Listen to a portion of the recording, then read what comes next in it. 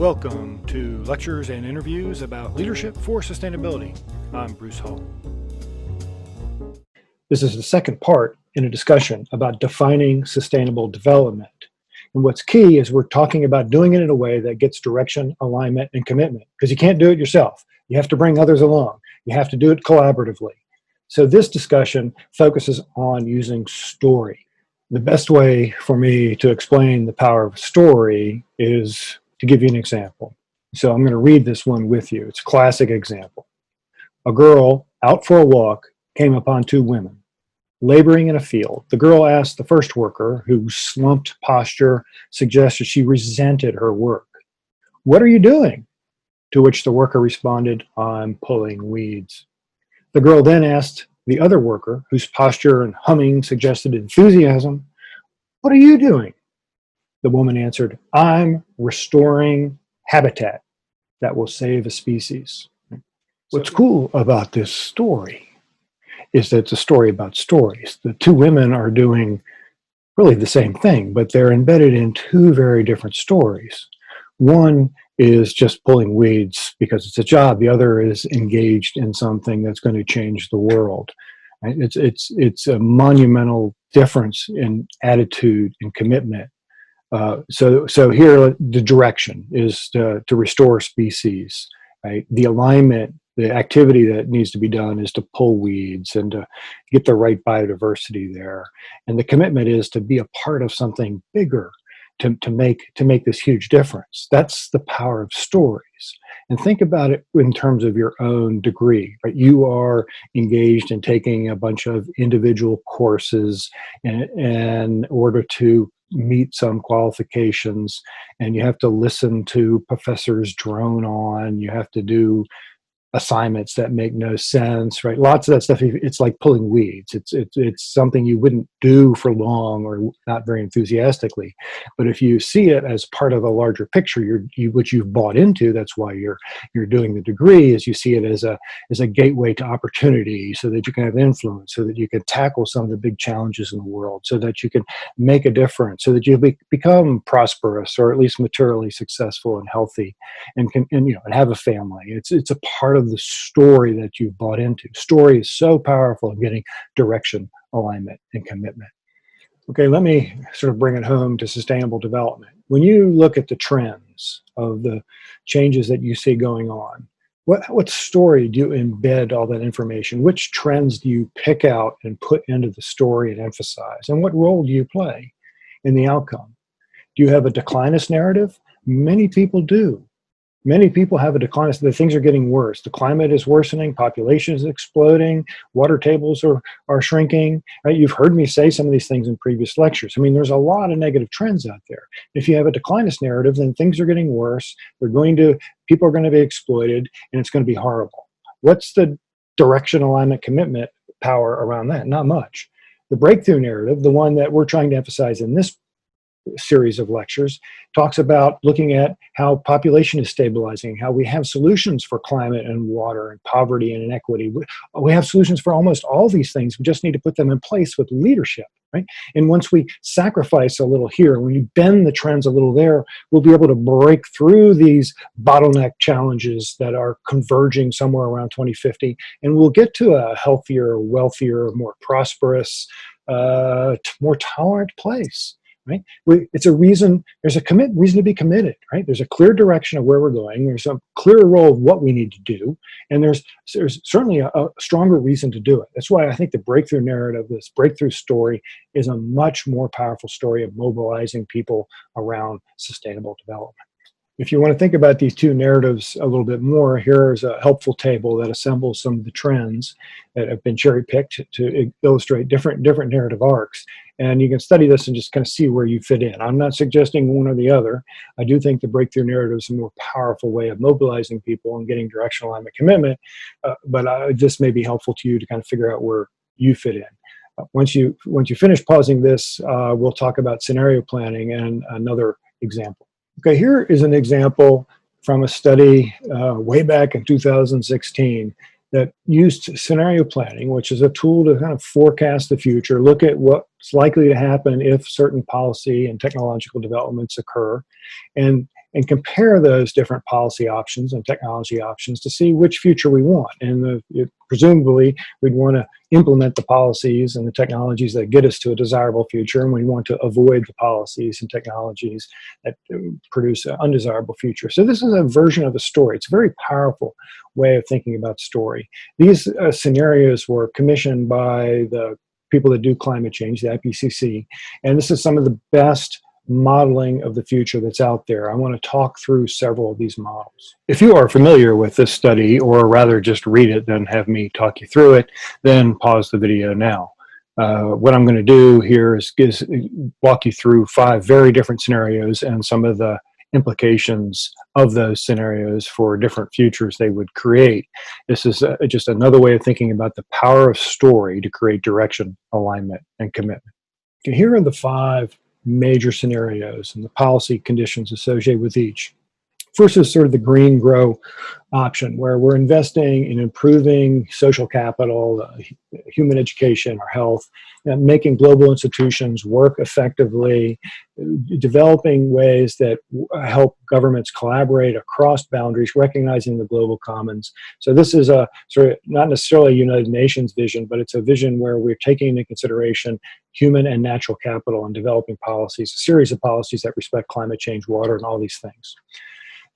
Let's contrast that with the one at the bottom, the grow, which is also a lot of investment and trying to grow as fast as we possibly can, grow the economy as fast as we possibly can. And that's mostly done by using fossil fuels, because that's the cheapest, most successful way to grow the economy. Energy is such a critical part of economic development.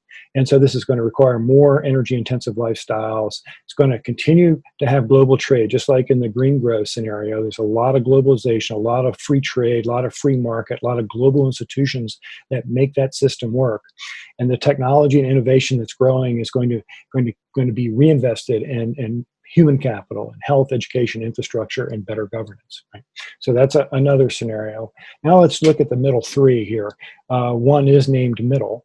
The middle is sort of the business as usual, the BAU, business as usual. It's just we're going to continue where we are now. We're going to proceed unevenly. Some nations are going to go faster than others. There's going to be some mixed political stability.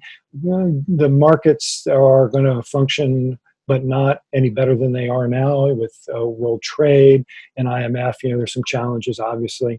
So there's going to be uneven progress. That's the middle road. Now let's look at the 2 least attractive options, the more pessimistic versions, the stories that are less engaging. The rivalry fortress and inequality. The rivalry fortress one is where we're investing a lot of money in defense. We're building walls, we're promoting military, we have conflict with other nations, we're moving industry back to within countries. There's not nearly as much global trade, and as a result, the economy doesn't grow nearly as much as it has in the past. And as a result, there's less money to invest in education and social capital and technological advances and infrastructure generally. We're going to become poorer and more defensive. Now, inequality is a similar sort of scenario, only it's the countries go their own ways. The richer become richer and the poor become poorer. Power concentrates within just a few countries, perhaps around industries like IT or artificial intelligence. We don't know. There's not going to be as much trade. There's going to be a lot of conflict.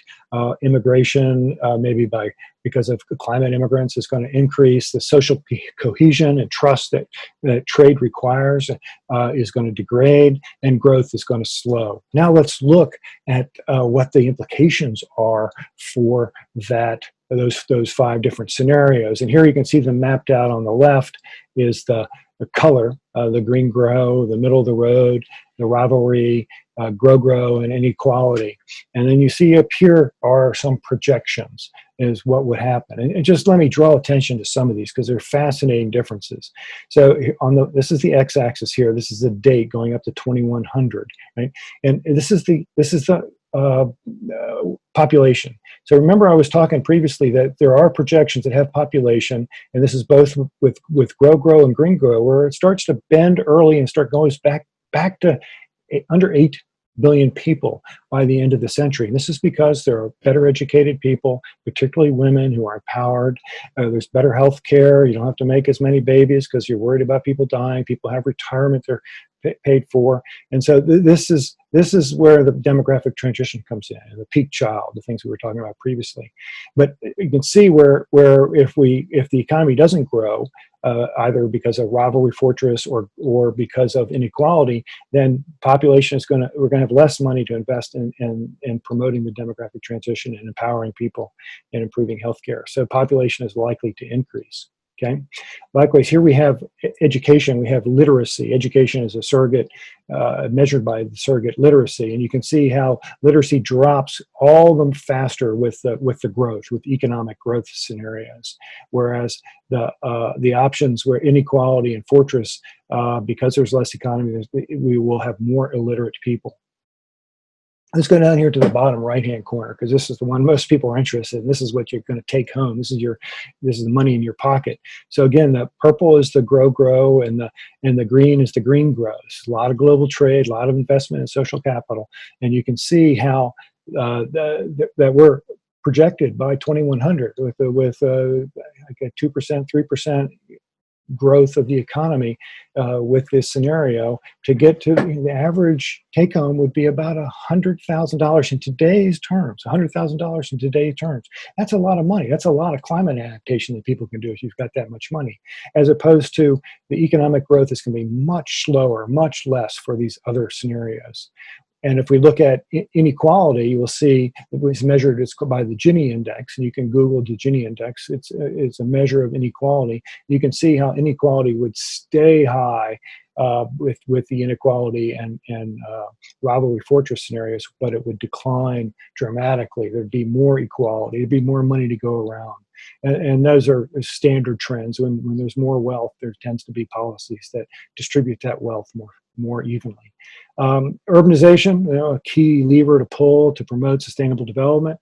Again, we're going to be 80% urban or so under many of these scenarios, and that's good for sustainable development, and we'll discuss why later in this program. But we'll have less of that with the other scenarios, and that's problematic.